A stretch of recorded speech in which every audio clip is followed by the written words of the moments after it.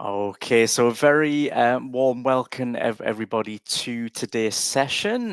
This is the child element of universal credit. So for those of you who have joined us or who've watched the previous sessions there, so we did these are elements of universal credit that we're covering.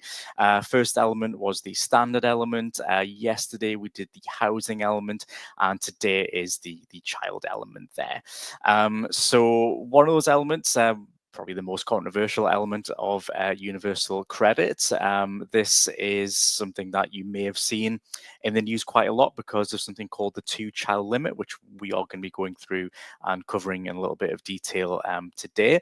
It is something that is kind of a source of controversy and really has been since it was first introduced, but particularly quite recently, and also with the kind of change of government there as well. So we'll mention that a little bit as we go through. Right, okay, so first up, for those of you who haven't joined us before or haven't looked at any of our sessions before, I'll just introduce myself. So my name's Chris. I'm one of the trainers here at Society Matters. You can see there on the left-hand side is my colleague Gareth. He is the other trainer. We are basically like the training team here at Society Matters. So just give you a little bit of idea of my background, what I've how I've got to where I am at the moment. So I've got a lot of experience in social welfare, in welfare benefits. I've been an advisor for Citizens Advice Gateshead for around about sort of 5 or 6 years altogether. About sort of 3 of those years I've been a trainer, so I've been training people on social welfare benefits, including universal credit, which of course is what we're going to be talking about today, and obviously through these other sessions as well there. So got quite a lot of kind of hands-on experience, which I'll see if I can bring some of that to the sessions that we are delivering there as well. Right, so these are today's aims and learning objectives. This is what we're going to be covering in this session. So first of all, we're going to have a little look at what the child element is. So just kind of break down the eligibility and some of the kind of rules and criteria around claiming that element. We're going to have a look at the current rates for the child element. So those rates have been adjusted for the changeover that in April. So these are kind of like the latest rates for that element.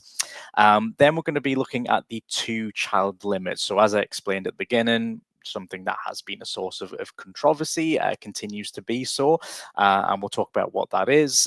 We'll also talk a little bit about the exemptions to the two-child limit. So situations that you might be in, that some people might find themselves in, where they wouldn't have that two-child limit upon them, so they may be exempt from it. So we'll talk about who might fall under those exemptions. Then we're going to have a look at the disability additions. So these additions that can be added to the two-child, to the child element. And we'll talk about some of the kind of qualifying criteria and some of the qualifying benefits that you need to be on in order to receive those. So additional payments on universal credit if you are on other qualifying benefits. So we'll have a look at those as we go through. So some of you may have noticed already as well, there is a link, I believe my colleagues dropped that into the chat there. So these are a few handy, useful links. About what we're going to be talking about today. It tells you a little bit more information in regards to the two-child limit. So, again, have a look over those. There's a little kind of feedback link there as well. So at the end, if you want to leave a bit of feedback, really appreciate that. Takes about a couple of minutes to do that. Again, would really appreciate if you're able to do that.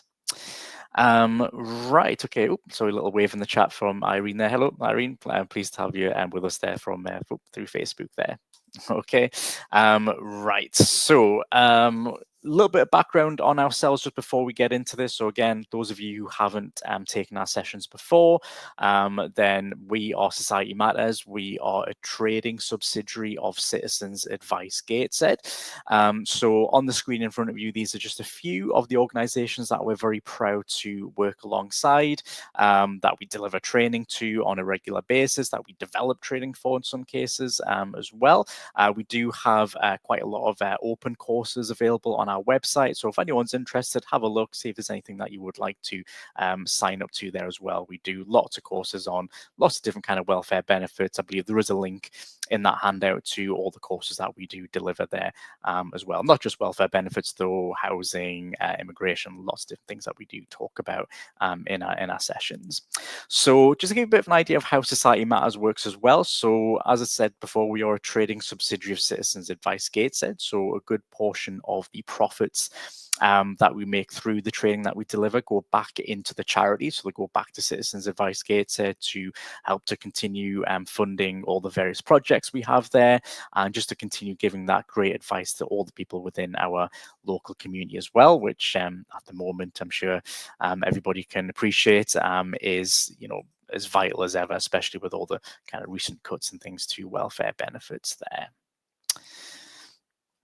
Right, so let's get started. So first of all, what is the child element? So the child element, so this is one of the elements of universal credit. Of course, universal credit being a benefit which is broken down into 6 different elements. And this is kind of one of those elements there. So depending on your situation, you could potentially kind of claim this. So it is available to people who, for the cost of supporting children. So anybody who has children up until the age of sort of 16, there are some exceptions which we'll talk about in a moment, would be able to claim this. So it's to support parents with the cost of bringing up children if you're unemployed or if you're on a low income, and if you claim universal credit, then yeah, you could be in one of those situations there. So it's for anyone who is responsible for a child. So you don't necessarily have to be the biological parent, or could be, you know, auntie, uncle, brother, sorry, brother, sister. You know, it could be, you know, a formal caring arrangement, such as like a guardian, or could be like, you know, an adoptee potentially. But yeah, you might be able to kind of claim these benefits for your child. If you do have that responsibility, it's the responsibility part that counts there. So this is, as I mentioned before, it is paid up until the child is 16. Now, there are some exceptions to this. So, for example, if you have a child who is in what we call approved education. So what we mean when we say approved education, this would be anyone who is in, so it wouldn't be anyone who's in like sort of what we consider higher levels of education, like university education, usually somewhere around about kind of A-level or equivalent. So if they do kind of qualify for approved education, then you can still claim these benefits for your child up until the age of 20 there in those circumstances. Otherwise, yep, 16 would generally be the cutoff there. Okay. Again, if anyone has any questions as we go through, please feel free to pop into the chat there. I'm happy to answer any questions as we do go through. I will leave around about 5 or 10 minutes at the end as well, by the way, if anybody does want to ask some questions there. Right, so now we're going to have a look at the rates. So these are the current rates for April when it comes to the child element. So you may notice there is a little bit of a difference when it comes to sort of when somebody when the child was born. So for the first child born before the 6th of April 2017, you do get a little bit of a higher amount. So that's £339. And this is just, remember, for the first child that was born before that date. You know, of course, anybody kind of claiming now, that would be a little bit lower. So it does drop down to £292.81 for any child born after 6th of April 2017. So again, children kind of born after that date, claiming now, that's kind of what you would be receiving. And this is paid for the first two children, the first two children that would be eligible for the child element there. And that's when the two-child limit comes into effect. So the two-child limit, now we'll have a little bit of breakdown in regards to what that is. So essentially, what that kind of means is that, yep, you get payments for the first two children, but that would be it. So that's where it kind of cuts off. Now, this is something that was introduced by the previous Conservative government. So the Chancellor at the time, George Osborne, introduced this limit as part of the government's drive to cut down on welfare spending. So something that I think is probably quite familiar to people about what's kind of going on at the moment.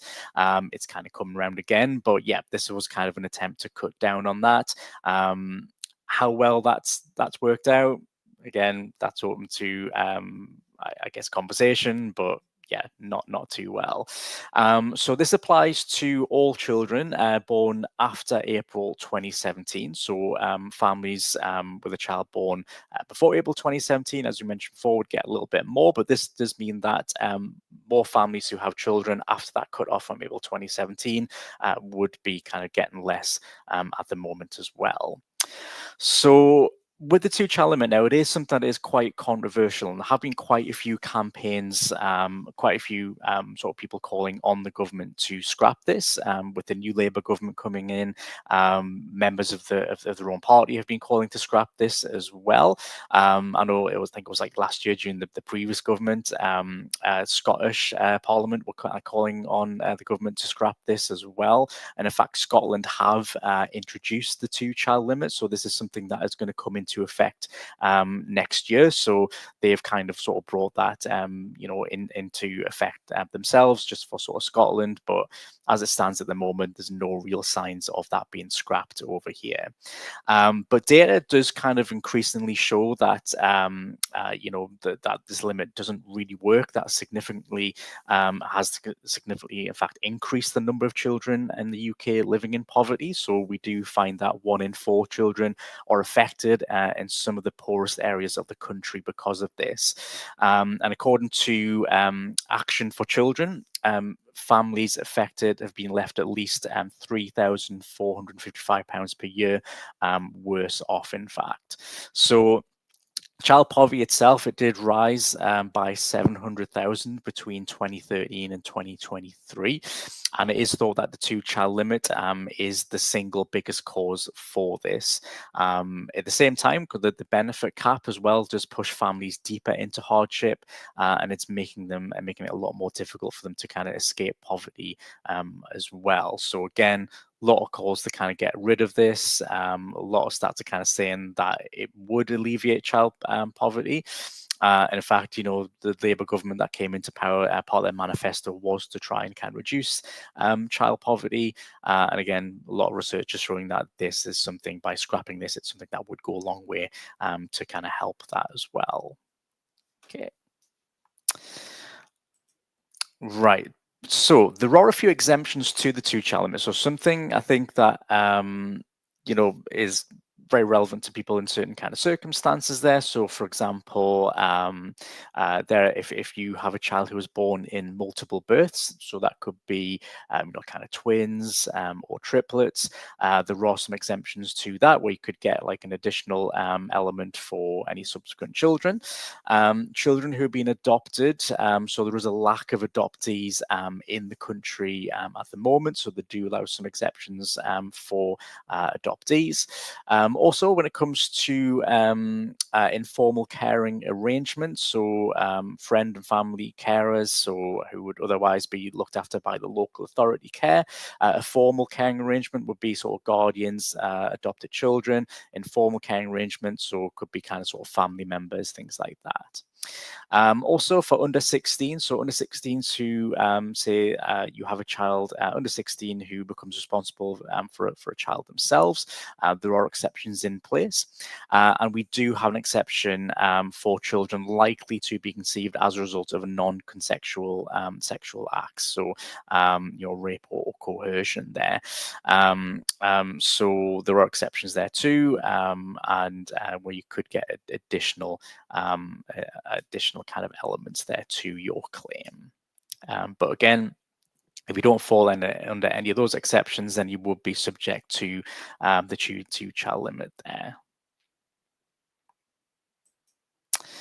Right, so we do have additions as well for anyone who has a child with a disability. So reason that this was introduced was because the cost of bringing up a child who has a disability is thought to be much higher than a child who of the same age who doesn't have that condition. So there are kind of additions for that. So for a child to get, we have like sort of two different editions. So one is the disabled child edition, and one is the severely disabled child edition. So for the disabled child edition, this would be added to the claim, remember. So this is an addition per month of £156.11 for each kind of child or qualifying young person.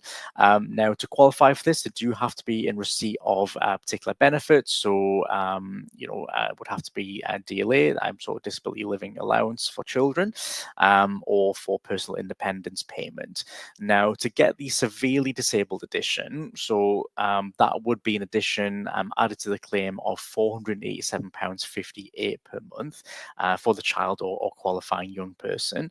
Now, for this, they would still have to have a qualifying disability-related benefit, but would have to be those benefits at the highest rate. So it would have to be, for example, DLA for children at the highest rate of the care component.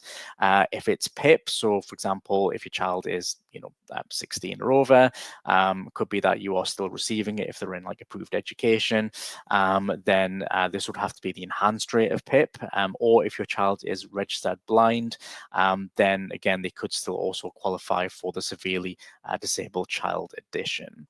So one thing with this as well is that now it could be that, for example, maybe you do have a third or subsequent child and they are born with a disability, or they develop a disability or a health condition that would qualify them for one of these additions. Now, if that was the case, they wouldn't get an additional child element, but they could get that addition just by itself. So, could get £158.76 on its own, if your child, qualifies for the disabled child edition, or again, £495.87 per month on its own for the severely disabled edition, which again, would still be quite a bit that could be added to your claim there. So wouldn't get the extra element, but yeah, one of these editions alone still could be a little bit of a boost for them there as well. So certainly something worth thinking about that not everyone is fully aware of. So just jumping off from that, so these are those kind of qualifying benefits that we mentioned. So two kind of main qualifying benefits. The first one is DLA, or DLA for children. Now, if your child has this benefit, then and you claim universal credit, then you could get those additional payments there. It does open the door to those additional payments. So DLA for children, so this is for children who need more care and attention or supervision, the child of the same age who doesn't have that disability or health condition. Don't necessarily have to have a diagnosis, but you do need that kind of to have that kind of level of care. Also for a child who might have difficulty kind of walking around or getting around compared to a child of the same age who doesn't have that condition. You do have to be, or have that condition, be disabled for at least 3 months. There are some exceptions if the child is terminally ill, so the special rules for end of life. So if you do have a child who has maybe a 12 months or less life expectancy, you can have your doctor fill in what we call an SR1 form. And what this would mean is that your child wouldn't have to wait those 3 months. They would be able to get that straight away, and you would automatically get it at the enhanced rate, remember, or the highest rate. Remember, the highest rate is where you get those the severely disabled edition on universal credit. But if they get the highest rate, regardless of that, so if they need extra care and attention both during the day and night, which would get them, say, the highest rate of £110.40 per month, they could also get the enhanced rate of that addition on universal credit. If it's not quite as severe, so it's maybe the middle or the lower rate, then yeah, they could still kind of look to get those additions on universal credit for the disabled edition as well. So it's certainly something that's worth taking into account. The other qualifying disability-related benefits is for personal independence payments. So these are for people who are between 16 and pensionable age. So again, your child could qualify under those exceptions to still receive that until they are 20. So they might be able to kind of qualify for that addition on universal credit if they're receiving personal independence payment. Now, personal independence payment, it's not a perfect benefit by any means. It hasn't been very easy to claim. Some of you might have an awareness of PIP and how that works yourselves, or might have friends, family members, clients potentially who you've dealt with who might be struggling with this. So this is a points-based system. So you need to score between 8 and 11 points on the form. So this is through a series of descriptors which go into account your ability to wash and bathe, to kind of feed and cook a simple meal, to manage budgetary decisions, things like that. So if you score between 8 and 11 points on that, and then that's followed by an assessment as well, then you could get the so there's the standard rate. If it's 12 points or more, you get the enhanced rate. And again, it's the enhanced rate that gets you the severely disabled edition. But, between 8 and 11, you could still get the disabled edition as well. So these, again, anyone who is claiming these benefits, it opens the door to those additions for that benefit there as well. So anyone who has kind of long-term care needs, so if you have a condition that's affecting you 51% of the time, or challenges with kind of mobility day to day potentially, you could get the daily living or the mobility component, or potentially you could get both of those. And again, for the highest rate, you're going to be looking at around about, or the enhanced rate around about £110.40 as well per month for that. Sorry, per week. Sorry for that. Okay. Sorry, any questions on this, by the way, so far? I don't know if anyone has popped anything into the chat. I don't think there's any questions yet, but again, let me know if you do have any there. Okay. Right, so that does kind of bring us to the end. So this is kind of what we went over. Again, we are going to leave a little bit of time for questions at the end, but I'll just kind of go through what we covered so far. So we went through what the child element was, what the kind of rates are, and we talked a little bit about that two-child limit there. So the two-child limit, again, something that is certainly a source of controversy. A lot of kind of calls to get that scrapped at the minute. It has been estimated that by removing the two-child limit, it's going to lift around about 300,000 children out of poverty, but still, again, no kind of calls or kind of no sign of that kind of being scrapped at the moment. I know they were talking a while ago about maybe bringing in certain restrictions and things where maybe if your child is under 5 years old, then potentially you could get an element, and once they go over 5, then you would kind of lose that. Not quite sure why that would be, but yeah, nothing solid has been kind of put in place, and certainly hasn't been scrapped other than what's going to come up in Scotland there. We also talked a little bit about the exemptions to the two-child limit as well. So a few of those kind of situations where you may be exempt, there is a link in the handout on that as well if anybody wants to look further into it, and those disability additions and those qualifying benefits that would get you one of those additions for your child as well. Okay, so does anyone have any questions at all? Anything that anyone wants to know? Anything that I can sort of look at for you? Just pop anything in the chat if you do have any questions there. Again, there are a few links in the handout as well. So yeah, any further you want to explore, there might be some information in that. But yeah, anything that you have for me. No. Like I say, if there aren't any kind of further questions, that's fair enough.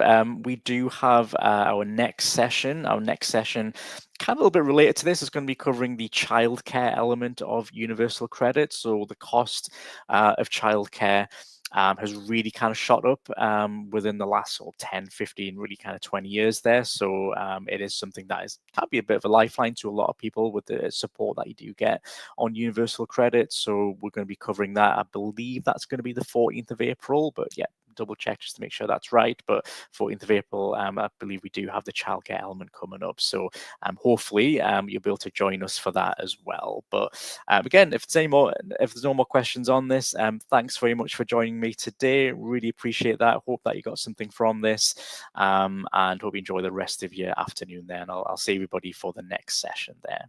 Okay. Thanks, everyone. Oh, thanks, Samantha. I appreciate that.